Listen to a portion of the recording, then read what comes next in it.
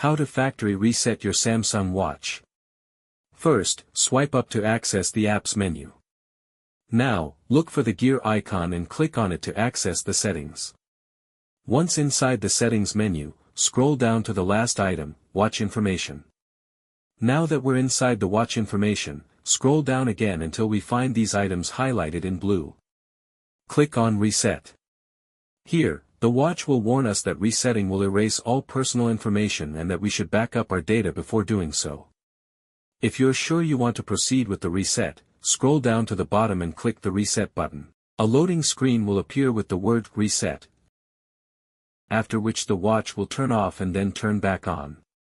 When it turns back on, the watch will be reset and will be asked to select a language. Skip to the next video if you want to see how to set up a Samsung Watch from scratch.